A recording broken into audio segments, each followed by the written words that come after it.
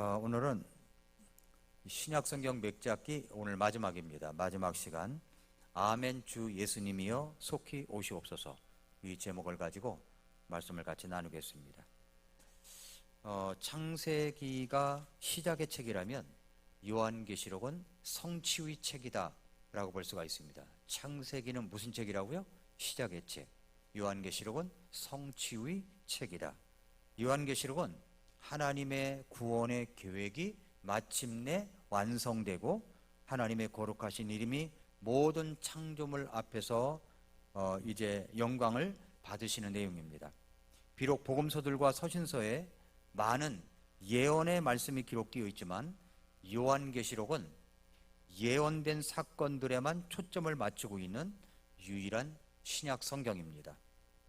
계시록이라는 말은 벗기다, 폭로하다의 뜻을 가지고 있습니다. 그러므로 이 책은 하나님의 계획을 폭로하는 겁니다. 하나님의 계획을 벗기는 겁니다. 보여주고 있어요. 사도 요한이 반모섬에서 유배 생활을 하는 동안에 기록한 책이 바로 요한계시록입니다. 요한이 이제 그 반모섬에 있는 동안에 요한계시록은 유일하게 이 땅을 심판하고 재창조하면서 의로 다스릴 권세를 가지신 부활하신 그리스도 중심으로 환상과 상징들에 초점을 두고 있습니다. 자, 여기 이제 도표를 하나 보시면, 여기 도표에 여러분이 설교 노트에도 이 도표는 넣습니다. 요한계시록을 볼 때 이런 흐름이라는 걸 알아야 돼요. 뭐냐면 내가 본 일, 1장 1절부터 20절. 그러니까 1장은 내가 본 것을 이야기하는 겁니다. 그러니까 사도 요한이 본 것, 그 다음에 2장 3장은 이제 있는 일을 이야기해요. 그러니까 7교회가 나오죠. 7교회가 나옵니다.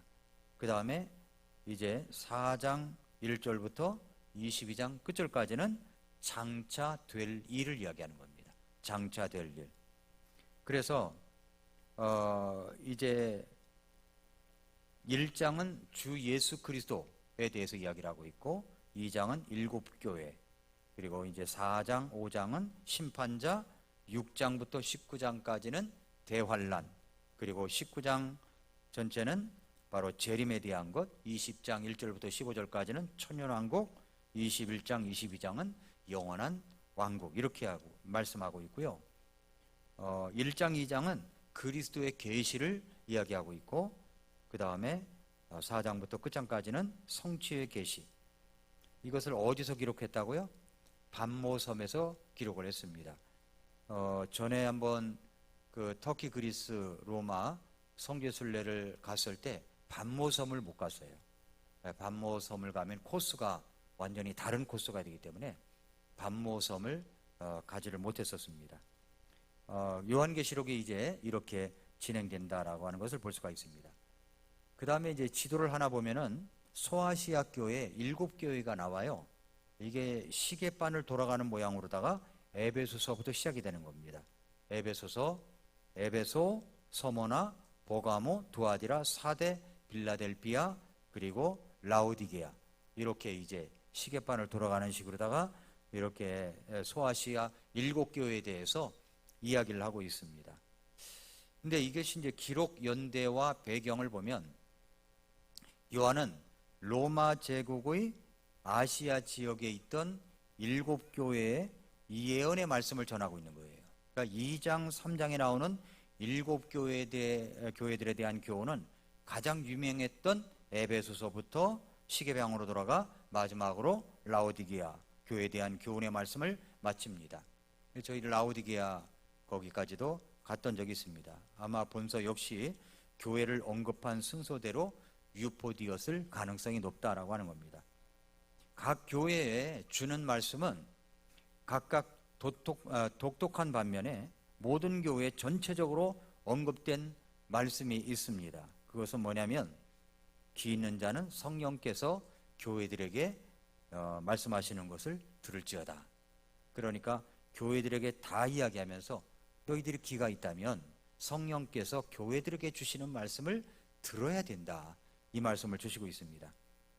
그러니까 예수 그리스도를 너무 잘 증거하다 보니까 요한은 로마 정부의 미움을 엄청 사게 됐습니다. 그래서 에게에 있는 반모섬, 그 지도에 나오죠? 반모섬에 에게에 있는 아주 조그맣고 황량한 반모섬으로 이제 유배를 이제 가게 됩니다. 화산석으로 이루어진 이 섬은 로마 제국이 정치범들이나 중범자들을 추방시키던 여러 섬 중에 하나였다고 합니다. 그러니까 요한도 이제 죄수로서 반모섬에 가게 된 거죠. 그 요한계시록은 이 기독교에 대한 로마의 박해가 공공연해질 즈음에 기록된 책입니다. 일부 학자들은 본서의 기록년들을 이보다 일찍 이야기를 하고 있는데, 아마도 주후 64년 로마 대화재가 일어난 이후에 네로 황제 치하에서 기독교인들이 박해를 받던 그런 시대로 이제 봐야 한다고 주장하기도 합니다. 주제는 뭐냐면 하나님께서 정하신 심판자 예수 그리스도의 심판에 대한 이야기입니다. 목적이 뭐냐면 하나님의 구속사역의 최종 목적과 그리고 인류와 사탄의 최종 종착지와 구원받은 자들과 구원받지 못한 자들의 마지막 상태가 뭐냐 하는 것들을 보여주고 있습니다. 요한계시록의 핵심 단어가 뭐냐면 예수 그리스도의 계시예요. 예수 그리스도의 계시. 핵심 구절이 1장 19절. 네가 본 것들과 지금 있는 것들과 이후에 있을 것들을 기록하라 그랬죠. 네가 본 것, 지금 있는 것, 이후에 있을 것들을 기록하라. 핵심장은 19장, 영광의 왕으로 오시는 예수 그리스도를 이야기하고 있습니다.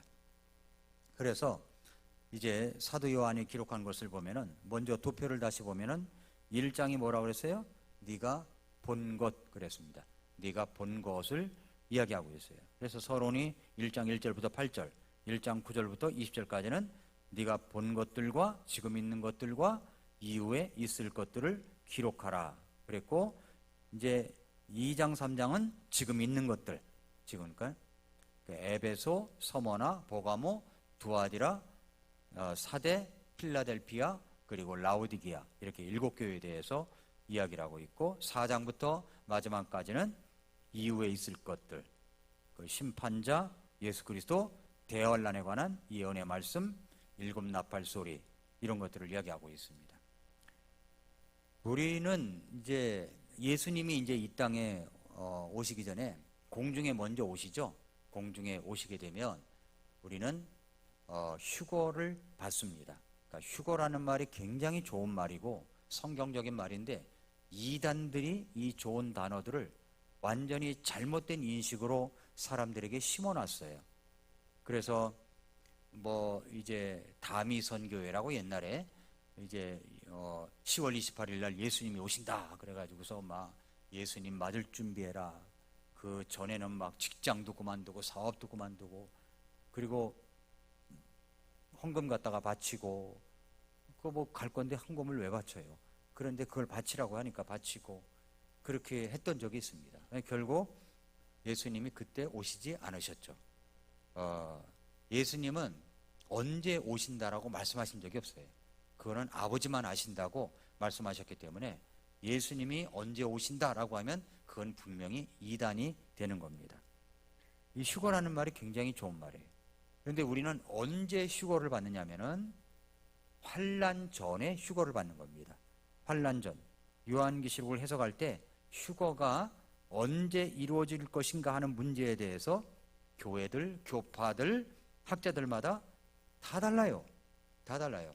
그러나 성경을 문자적으로 역사적으로 해석을 제대로 한다면 휴거는 예수님께서 공중에 강림하시기 전에 우리가 그때 들림마다 올라간다는 겁니다. 예수님이 공중에 오신다, 나팔 소리가 날 때 그때 우리는 채어 올라간다고 성경에서 분명히 말씀하고 있죠. 도표를 보면은 휴거의 견해가 이렇게 나오는 겁니다. 여기 보면은 환난 전 휴거는 뭐냐면 교회 시대가 끝나고 나면 첫 번째 도표는 우리는 올라가는 거예요. 그 이후에 7년 환난기가 있고 천년왕국이 있습니다. 그런데 환난 전 휴거를 믿는 게 아니라 어떤 곳에서는 부분 휴거를 믿어요. 그러니까 교회 시대가 영적인 크리스천들은 환난 전에 올라가지만 육적인 크리스천들은 한참 환난이 끝난 후에 끝난 쯤에 또 올라간다. 이렇게 이야기를 하는 겁니다. 그러나 이것은 잘못된 겁니다. 이것은 우리는 그렇게 믿지 않아요. 그리고 환난 중간 휴거설이 있어요. 그러니까 환난 중간 휴거설. 그러니까 모든 성도들이 7년 환난기 때 휴거받는다. 이렇게 또 이야기를 하고 있고, 어떤 곳에서는 환난 후 휴거설이 있습니다. 7년 환난이 끝날 때 휴거된다. 금방 예수님이 이 지상에 재림하신데 근데 올라갔다 금방 내려온다는 거죠. 근데 그것은 맞지 않는 이야기입니다. 우리는 예수님이 공중에 오실 때 데살로니가전서 4장에 분명히 나팔 소리가 나며 예수님이 공중에 임하실 때 우리들은 채어 올라가 공중에서 주님을 만나게 된다고 분명히 말씀을 하고 있습니다. 데살로니가전서 4장 16절부터 17절 한번 열어볼까요? 데살로니가전서 4장 16절 말씀. 데살로니가전서 4장 16절부터 17절에 보면 이렇게 되어 있습니다.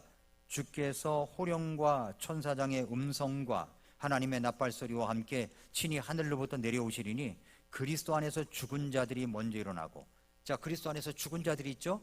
죽은 자들이 먼저 일어납니다. 먼저 일어나요.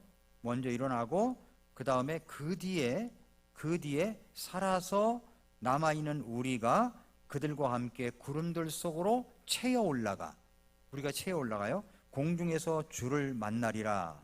그리하여 우리가 항상 주와 함께 있으리라. 그러므로 이 말씀들로 서로 위로하라. 이렇게 말씀을 했습니다. 이 말씀을 보더라도 우리는 7년 환난 전에 공중에서 주님을 만나게 된다는 것은 확실한 것입니다. 이해가 되시죠? 예. 자, 우리는 예수님의 공중에 오심과 그리고 예수님이 지상에 오심, 예수님이 공중에 오시고 또 지상에 오셔요. 공중에 오신 것은 7년 환난 전에 오시고 지상에 오시는 것은 7년 환난 후에 오시는 겁니다. 7년 동안 이 지상에서는 환난기가 일어나고 공중에서는 7년 동안 혼인잔치가 있게 되는 겁니다. 공중에서 우리 주님께서 상급을 주시고 우리를 이제 잘했다 칭찬하는 그런 시간들이 갖게 되는 겁니다. 그게 끝난 후에 예수님은 이 땅에 이제 재림을 하시게 되는 겁니다. 자, 여기 도표를 하나 보니까 공중 휴거와 지상 강림 어떻게 다른가 하는 겁니다. 어떻게 다르냐? 이제 7년 환난기, 그러니까 이쪽 성경 구절이 이제 공중 휴거 성경 구절이 있고 지상 강림 성경 구절이 쭉 있어요. 이것을 보면은 여러분들이 이해가 되고요. 그 다음 거 보면은 공중 휴거와 지상 강림 비교가 있습니다. 자, 공중 휴거는 우리가 이제 이 땅에서 있다가 공중으로 옮겨지는 거죠. 옮겨지는 겁니다. 그때는 모든 성도들이 채어 올라갑니다. 그런데 지상 강림 때는 채어 올라가는 일이 없어요. 그 다음에 채어 올라간 성도들이 공중 강림은 공중 휴거 때는 채어 올라간 성도들이 하늘에 있습니다. 그런데 지상 강림 때는 채어 올라간 성도들이 이 땅으로 돌아옵니다. 그죠? 그 다음에 공중 휴거 때는 땅이 심판받지 않아요. 그 다음에 지상 강림 때는 땅이 심판을 받고 공의가 확립됩니다. 그리고 공중 휴거 때는 표적이 불필요하고 언제라도 발생 가능합니다. 그 다음에 지상 강림 때는 예언된 표적들 환난기 이후에 발생한다는 거죠. 공중 휴거는 구약에는 그런 얘기가 없어요. 그러나 지상 강림은 지상 강림, 예수님이 다시 오신다, 이 땅에 오신다라고 하는 것은 구약에 많이 예언되어 있습니다. 구약에. 공중에 오신다는 것은 신약에만 예언되어 있는 거예요. 그러나 지상에 오신다는 것은 바로 구약에 대부분 예언되어 있습니다. 그런데 공중 휴거는 구원받은 성도들에게만 해당이 됩니다. 그런데 이제 지상 휴거는 뭐냐면 바로 전 온 인류에게 영향을 준다는 겁니다. 영향을 줘요. 그 다음에 7번째, 주의 진노의 날 이전에 공중 휴거가 일어나는데 지상 강림은 이제 주의 진노의 날을 끝날 때, 7년 대환란이 끝날 때 그때 이제 지상강림하신다는 겁니다. 그리고 공중유고 때는 사탄에 대한 언급이 없어요. 그런데 지상강림 때는 사탄이 결박된다고 그랬습니다. 그렇죠? 1000년 동안 가두어 버린다고 그랬죠. 그리고 이제 공중강림 때는 그리스도께서 자신의 백성을 위해서 오시는 거예요. 구원받은 사람들을 위해서 오시는 겁니다. 그런데 지상강림 때는 그리스도께서 자신의 백성과 함께 오시는 겁니다. 함께 오시는 거고, 그리스도께서 공중유고 때는 공중에 오시고, 그 다음에 지상강림은 이 땅에 오시는 거고, 그리고 공중유고 때에는 그분의 백성만 그분을 볼 수가 있지만, 지상강림 때는 모든 사람이 다 볼 수가 있게 됩니다. 그리고 공중유고가 시작되면 그때부터 환란기가 시작이 되는 거고, 지상강림 때에는 그때부터 뭐가 시작됐냐면은 천년왕국이 시작되는 겁니다. 천년왕국이. 자, 이거 시험 봐도 통과하시겠습니까? 예, 시험 봐도 7년, 그러니까 뭐만 알려면 되냐면 7년 환란 전에 우리는 어떻게 된다고요? 공중으로 올라간다.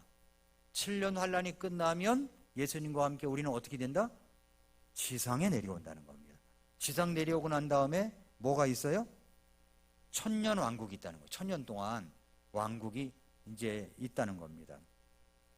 그런데 이 땅에서 7년 환란이 왜 일어나냐면은 유대인들 때문에 그런 거예요. 유대인들이 예수님을 거부했잖아요. 그렇죠? 예수님이 이 땅에 오셨을 때 거부했습니다. 그래서 예수님은 이 땅에 오셨을 때 회개하라, 하늘의 왕국이 가까이 왔다고 말씀하셨죠? 하늘의 왕국이. 그래서 그 하늘의 왕국을 이 땅에서 실현하기를 원하셨는데 유대인들이 거부를 했습니다. 그래서 거부한 것이 이제 하늘의 왕국이 연기가 된 겁니다. 연기가 돼서 7년 환란기 때 유대인들이 진짜 예수 그리스도가 메시아구나라는 것들을 알게 됩니다. 그런데 7년 환란기 절반까지는, 3년 반까지는 적그리스도와 함께, 무슨 평화를 줄 것처럼 적그리스도가 그러니까 함께 지내요. 나중에 예루살렘 성전에 적그리스도가 떡하니 자기가 이제 왕노릇 하려고 앉으니까 이게 가짜였구나 라고 해서 그때부터 많은 고난과 환란이 있게 되는 겁니다. 그제서야 유대인들이 예수님이야말로 그분이 메시아였구나, 이것을 받아들이게 되는 겁니다. 받아들여서 예수님이 지상 강림하게 되고 그때부터 이제 하늘의 왕국, 천년 왕국이 시작이 된다는 이야기입니다. 유대인에 관한 성경의 예언은 한번 이 그림을 보시면 좀 이제 나와 있는데, 이게 보이십니까? 잘 안 보이죠? 잘 보여요? 글씨가 깨져서 잘 안 보이죠? 성경 일독 하시는 분들은 제 그 블로그에 가면은 요 그림이 있어요. 그래서 그걸 한번 여러분이 보시면 됩니다. 유대인들에 관한 이야기예요. 결국 유대인들이 3년 반, 7년 환란기 때 3년 반 동안은 받아들이지 않다가 이제 받아들이게 되고 하는 이야기입니다. 그리고 이제 예수님이 올리브산에 재림하시게 되고 이제 천년 왕국이 이루어진다라고 하는 것들이 이 그림 속에 들어 있습니다. 유대인들 생각하면은 이걸 알 수 있고, 그 다음에 이제 이방인들, 다음 그림 봐보세요. 다음 그림을 보면은 이제 이방인에 관한 이야기입니다. 이방인. 우리 이방인이잖아요. 이방인이었는데 이 사람들은 어떻게 되냐면은 우리가 이제 지금은 이제 교회 시대죠. 교회 시대인데 예수님이 공중에 강림하시고 우리가 휴거됩니다. 그러면 우리는 공중에서 그리스도의 심판석 앞에 서는 겁니다. 심판을 받게 돼요. 근데 이 심판은 우리가 뭐 잘못하면 지옥에 보내고 뭐 이런 심판이 아니라 상급을 위한 심판대라는 겁니다. 상급을 위한 시상대인 거예요. 시상대에 딱 서서 이제 불러내서 사람들을 시상을 준다는 이야기입니다. 근데 이 땅에는 7년 환란기가 이루어지죠. 그래서 우리들은 이제 예수님과 함께 공중에 올라갔다가 이제 내려오게 되는 그런 것, 이방인들에 관한 이야기를 여기서 자세하게 볼 수가 있고, 그 다음에 이제 예언의 날들이라는 게 있어요. 예언의 날들. 그 다음 예언의 날들을 보면은 예수님의 부활과 승천부터 이제 성령님의 강림, 교회 시대를 거쳐가지고 예수님의 공중재림과 교회 성도들의 휴거, 7년 환란기, 지상강림, 그리고 천년왕국, 그리고 흰 왕좌 심판을 거쳐 새하늘과 새 땅에 이제 끝없는 시대까지 이 그림을 보면 잘 알 수가 있게 된다는 겁니다. 결국은 이제 예수님이 심판석에 서게 되는데, 천년왕국이 끝나게 되면 흰 왕좌 심판석에 이제 앉으셔서 모든 사악한 자들이 다 부활이 됩니다. 그리고 심판석 앞에 서가지고 이제는 영원한 그 불호수에 떨어지게 되는 이런 일들이, 던져지게 되는 이런 일들이 일어나고, 그 다음에는 이제 새 하늘과 새 땅이 일어난다. 그래서 끝이 없는 영원한 세대가 이루어진다라고 하는 것들이 요한계시록 22장에 이제 기록되어 있는 것입니다. 그 다음에 이제 4장부터 마지막 장까지는 이후에 있을 것들에 대해서 이야기를 해요. 이후에 있을 것들, 하나님의 왕좌가 펼쳐지고 봉인된 책이 나옵니다. 그리고 이제 여기서 7 봉인의 심판, 7 나팔의 심판, 7 금병의 심판, 이렇게 7 봉인, 7 나팔, 7 금병, 이렇게 심판이 이루어진다는 거죠. 이 심판의 경륜이라고 하는 도표도 있어요. 한번 도표를 보시면 심판의 경륜은 지금은 이제 교회 경륜이다라고 얘기해요. 교회 시대예요. 교회 경륜. 근데 예수님이 이제 공중에 오시면 교회들은 다 공중에 휴거되어 올라가게 되죠. 그러면 이제 이 땅에는 심판의 경륜 시대에 들어가게 되는 겁니다. 심판의 경륜. 그렇게 되면은 심판의 경륜 속에서 있다가, 교회는 이제 주님 앞에서 있으니까 거기서 그리스도의 심판석 앞에서 상급받고, 그렇게 하다가 지상강림을 같이 하게 되고, 그리고서 천년왕국, 왕국 경륜이 이루어지긴다는 겁니다. 왕국 경륜, 이렇게 교회 경륜, 심판의 경륜, 왕국 경륜, 이렇게 이루어진다는 겁니다. 이것만 잘 이해해도 여러분이 엄청나게 큰 도움이 될 수가 있게 됩니다. 자, 그렇게 해서 7 봉인, 7 나팔, 7 금병의 심판이 이제 7년 환란기 속에 다 쏟아진다는 거예요. 다 쏟아지는데 동시에 엄청난 재앙들이 쏟아지게 되는 겁니다. 그거 읽어보면은요, 아주 끔찍해요.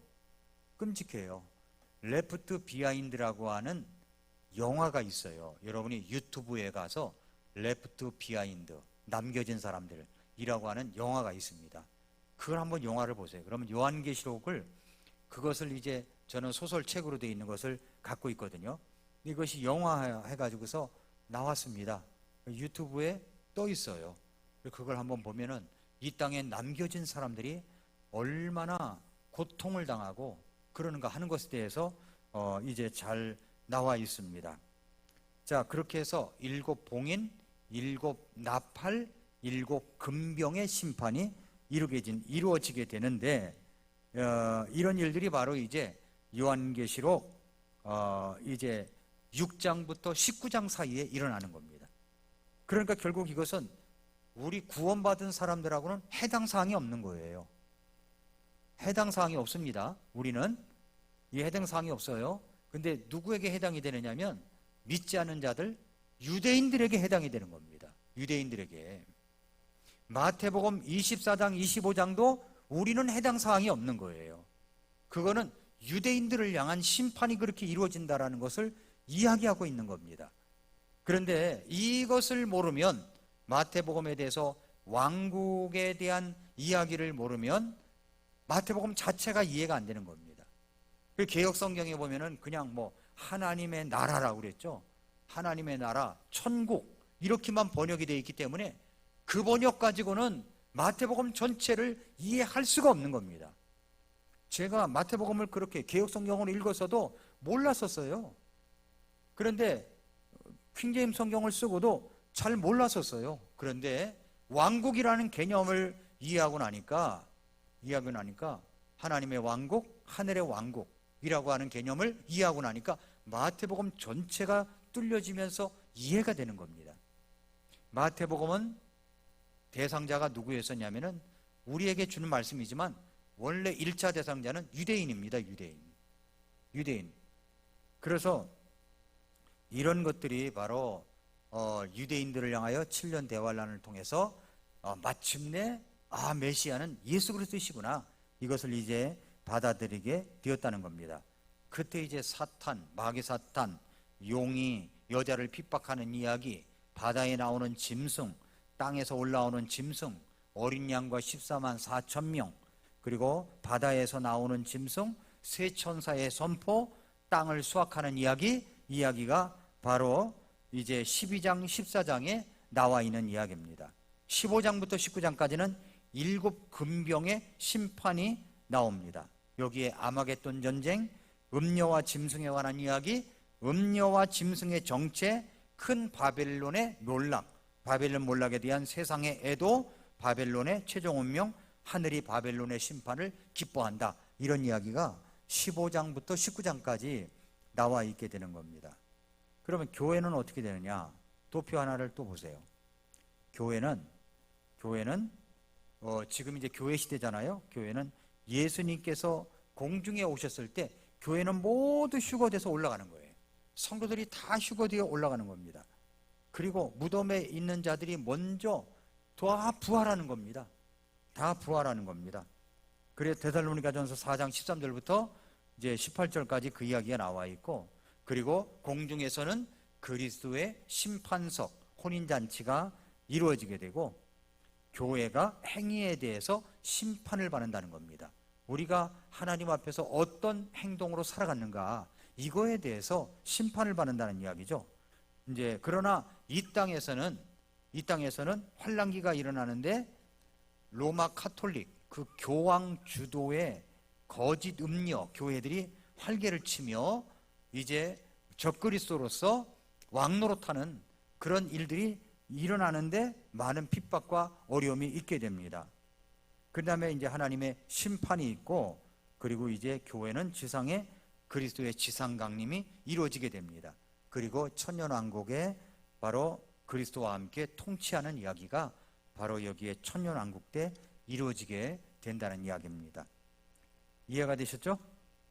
그래서 재림에 관한 예언의 말씀이 요한계시록 19장 7절부터 21절까지 나와요. 어린 양의 혼인잔치, 예수 그리스도의 재림, 짐승과 그의 군대의 패망, 이런 이야기가 19장에 나오고 20장에는 천년왕국에 관한 말씀이 나오게 된 겁니다. 사탄이 1000년 동안 결박을 당한다는 이야기, 성도들이 1000년 동안 다스린다는 이야기. 20장 한번 열어보세요. 20장을 펴보면 20장을 펴보세요. 20장 펴보니까 그 위에 제목이 뭐라고 나와 있어요? 천년왕국이라고 되어 있죠? 천년왕국. 1절, 또 내가 보니 한 천사가 바닥 없는 구덩이의 열쇠와 큰 사슬을 손에 들고 하늘로부터 내려와 마귀여 사탄인 그 용 곧 저 예쁨을 붙잡은 뒤 그를 1000년 동안 결박하여 바닥 없는 구덩이에 던져 가두고 그에게 봉인을 하여 1000년이 찰 때까지 그가 더 이상 민족들을 속이지 못하게 했는데 그 뒤에는 그가 반드시 잠시 동안 풀려나리라. 나중에는 이제 끝에 가서 잠시 동안 풀려납니다. 그리고 이 땅에는 이제 7년 환란기에 통과된 사람들이 있겠죠. 우리는 변화되어 가지고 공중에 올라가기 때문에 시집장가를 갈 수가 없어요. 근데 이 땅에 이제 지상에 있는 사람들이 7년 환란을 통과하는 사람들이 천년왕국 때 들어오면 1000년 동안 결혼하고 뭐하고 뭐 이제 자식 낳고 그렇게 살다 보니까 많은 사람들이 있게 되는데, 마지막에 이 마귀 사탄을 풀어놓으니까 마귀 사탄을 따르는 사람들이 또 있게 되는 겁니다.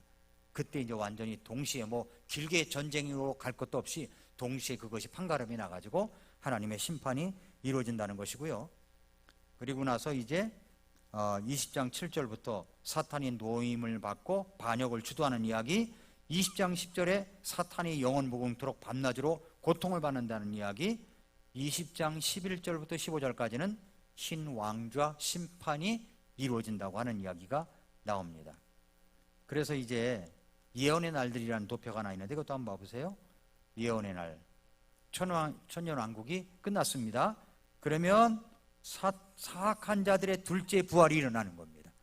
그리고 이제 모든 사람이 흰 왕좌 심판대에서 심판을 받아 꺼지지 않는 불호수에 던져지게 되는 죄인들의 종착지가 불호수라고 하는 것이 나와 있게 되는 겁니다. 21장, 22장은 영원한 세계에 대한 예언의 말씀이에요. 새하늘과 새 땅. 21장을 한번 읽어보세요.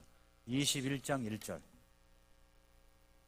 21장 1절. 내가 새하늘과 새 땅을 보았으니 이는 처음 하늘과 처음 땅이 사라졌고 바다도 다시는 있지 아니하였기 때문이니라. 나 요한이 보니 거룩한 도시 새 예루살렘이 신부가 자기 남편을 위해 단장한 것 같이 예비하고 하늘에서 하나님으로부터 내려오더라. 새하늘 새 예루살렘이 내려온다는 이야기죠. 그래서 이제 새 예루살렘에 대한 설명을 21장 9절부터 22장 5절까지 설명을 하고 있는 겁니다. 설명을 하고 있고요. 결론이 22장 6절부터 21절까지 이제 나옵니다. 22장 6절을 보시면 또 그가 내게 이르기를 이 말씀들은 신실하고 참되도다. 주 곧 거룩한 대언자들이 하나님께서 반드시 곧 이루어질 것들을 자신의 종들에게 보이시려고 자신의 천사를 보내셨도다. 곧 가깝다는 거예요. 때가 곧 온다는 이야기죠. 그래서 7절 말씀 보라 내가 속히 오리니, 예수님이 속히 오신다고 그랬죠. 속히 오리니 이 책의 대언의 말씀들을 지키는 자는 복이 있도다 라고 이야기를 합니다. 때가 가깝다. 11절까지 때가 가깝다. 예수님의 증언이 22장 12절부터 17절까지 있은 다음에 22장 18절 19절은 말씀 변교에 대한 경고를 주고 있는 겁니다. 말씀을 변교시키면 하나님이 심판이 있다는 거예요. 그래서 우리는 이 말씀 그대로 하려고 하는 겁니다. 그래서 킹 제임스 흠정역 성경은 영어 성경에서 이렇게 번역이 됐잖아요. 흠정역 성경이 그대로 번역도 아주 정확하게 하려고 했고, 그래서 이 말씀들을 우리가 읽고 듣고 지켜 행하는 것이 남아있는 것입니다. 이 좋은 성경을 갖고 있기 때문에 우리는 이 말씀을 계속 읽어야 되는 거예요. 계속 읽어야 되는 겁니다. 깨닫게 해달라고 기도하고. 자, 그래서 이제 22장 20절 보니까 뭐라고 말씀했어요? 이것들을 증언하시는 분께서 이르시되 내가 반드시 속히 가리라 하시는도다. 아멘. 주 예수님이여 과연 그와 같이 오시옵소서. 주님 오세요. 빨리 오세요. 그러는 거죠. 우리 주 예수 그리스도의 은혜가 너희 모두와 함께 있기를 원하노라. 아멘 하고서 이제 끝을 맺게 되는 겁니다. 이렇게 해서 이제 끝나게 된다는 이야기죠. 끝나게 되는 거예요. 그런데 14만 4천 명이 6장부터 19장 사이에 14만 4천 명이 나와요. 14만 4천 명이 누굴까요?